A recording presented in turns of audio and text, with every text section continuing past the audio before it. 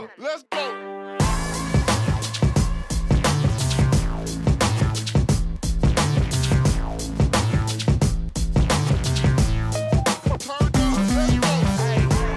Já, þá byrjum við annan leikhluta. Hérna eru komin til mín leikmenn meistaraflokks SA í hockey. Velkomnir. Takk fyrir það. Það var bikarkeppni núna, Lýsisbikarinn í fyrsta skipti.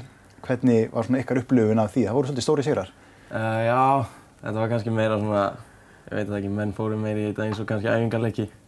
Voru að hjálpa okkur kannski fyrir Evrópukeppni sem var að koma. En, ég meina, gaman að spila svo leiki. Núna þetta keppið þið á móti Esju, þrisvar röðum Íslandsmeistaratitilinn. Þeir eru ekki með. Hvernig verður þetta tímabilið eiginlega? Það verður öðruvísi, en náttúrulega deildin núna verður þá kannski aðeins sterkari, svona heilt yfir, jafnari. Það sem að leikmenni þeirra skiptu svona aðeins á milli. Það verður það bara jafnari deildin og vonandi bara hörkuleikir, allir leikir og skemmtilegt bara. Næsta verkefni ykkur, Evrópudeildin, hún verður gríðarlega erfið, bara svo við segjum það alveg eins og það er. Já, við búumst alveg við því, en ég meina, við förum í hann til að vinna þetta, sko. Alveg 100%. Að komast upp úr þessu riðli? Já, alveg pottið, sko. En þetta verður öðruvísi og öðruvísi að spila á önnur lið, sem SA-lið. Ég meina, við höfum spilað allir saman, kannski í landsliðinu og svona, en aldrei sem SA, en það verður gaman. Hvernig verður undirbúningurinn fyrir þetta? Hafið einhvern tíma til þess að undirbúa okkur þarna úti og þetta er svolítið þétt prógram líka þegar þið farið svo að spila leikina sjálfa? Já, við fljúgum út á miðvikudegi, lendum bara á fimmtudagsmótni, síðan byrja bara strax leikir á föstudag, leikur föstudag, laugardag, sunnudag. Þannig að það verður lítið undirbúningur úti en við höfum núna smá tíma til þess að æfa fyrir og bara mæta vel á æfingar og hörka æfingar. Föstudagur, laugardagar, sunnudagar á móti risaliðum, þetta verður eitthvað prógram. Þetta verður erfitt, en ég meina, svona, já, við höfum bara að taka á þessu. Við höfum vanið kannski úr landsliðinu.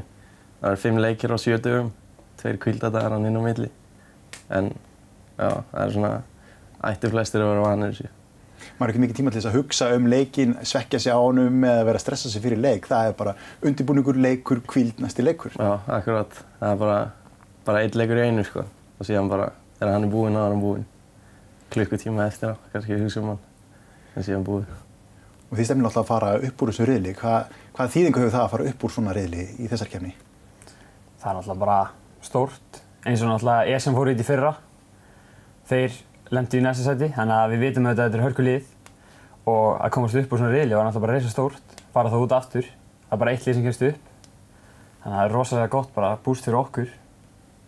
Komast upp. Þetta hlýtur líka að gefa mönnum svolítið svona, SA sé svolítið svona spennandi fyrst að þeir eru í þessari keppni. Þetta eru aukaverkefni og alvöruverkefni. Já, ég meina, já, algjörlega.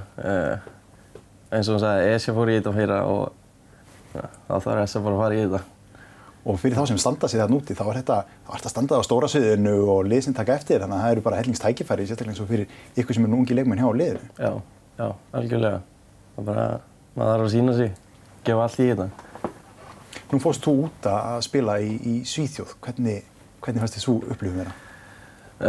Já, ég er búinn að fara náttúrulega 2 sár, sko, en það er alveg öðruvísi, en skemmtilegt hockey, sko. Og já, í rauninni, já. Eru tækifæri í þessu fyrir unga strákar sem eru að byrja að æfa núna? Sko, þetta er í rauninni, þetta er engin atvinnumennska, en þetta er öðruvísi, þú veist, já, fá að spila svona, fá að spila á önnur lið, bestu ungu gæjana í Svíþjóð. Og það er mjög mikið reynsla og mjög gaman, sko. Nú er hockey gríðarlega stórt svona á heimsvísu og það eru náttúrulega miklu peningar í þessum atvinnumannabransa. Er eitthvað hægt að stefna á þennan bransa þegar maður er hockeyni hérna heima? Ekki hérna heima, sko. En já, engir atvinnumenn kannski. Nei, maður verður að fara helst snemma eins og bara með ístíma og svona. Það er lítill ístími sem við höfum til þess að ná þessum sömu hæðum og liðin úti er að gera, sko. Náttúrulega æfa hverjum degi en það er bara ekkert hægt, bara með eina höll og 3 íþróttir í sama húsi, sko.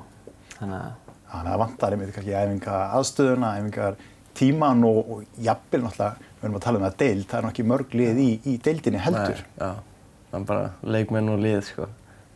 Bara miklu fleiri lið sem að spila við, þekkir ekki alla sem að spila við. Það er svona öðruvísi. En Íslandsmeistaratitilinn, hann hérna á Akureyri, þannig að stefnan hlýtur að vera sett á það að verja titilinn eða sækja hann aftur. Alltaf. Hverju ári. Hvernig leggið upp tímabilið? Hvernig sjáu þetta fyrir ykkur? Já, liðið hefur verið að bæta við sig leikmönnum. Er ekki bara fín stemming í hópnum? Jú, mjög góð stemming í hópnum. Líka svona þetta voru fínt að byrja tímabilið á svona nokkrum leikjum áður en þetta förum út. En þú veist, hópurinn er mjög góður og við erum margir núna, þannig að það verður bara spennandi og já. Lýsisbikarinn gaf kannski ekki alltof rétta mynd af þessu tímabili sem má vænta.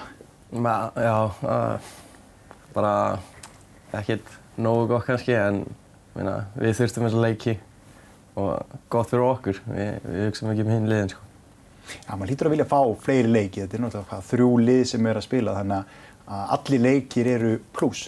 Já, algjörlega. Eins og í deildinni, hérna núna eru bara 16 leikir yfir allan veturinn.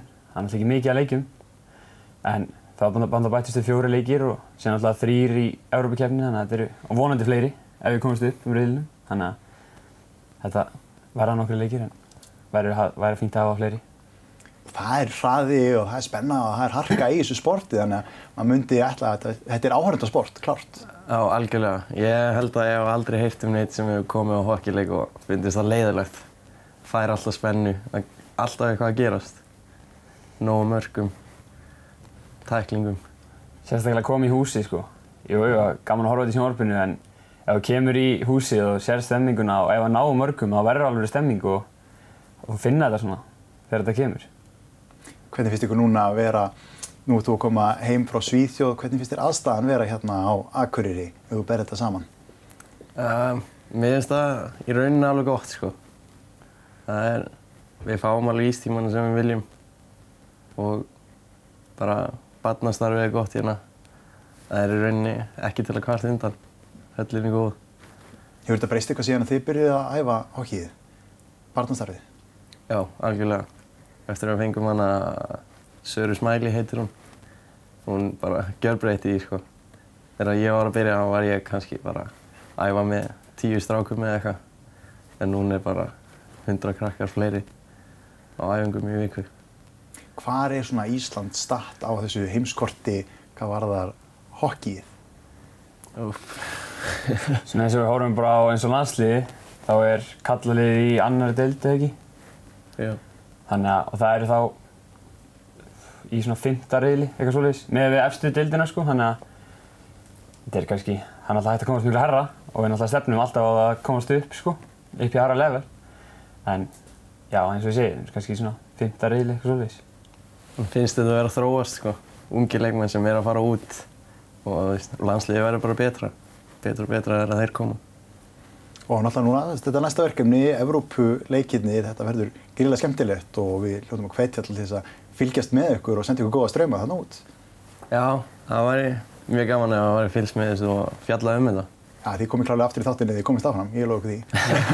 Ekki. Heyrðu, takk kærlega fyrir spjallið. Tíminn er runnið frá okkur núna, þannig að við kíkjum í auglýsingar. Og eftir auglýsingar ætlum við aðeins að kíkja á kvennahockeyið.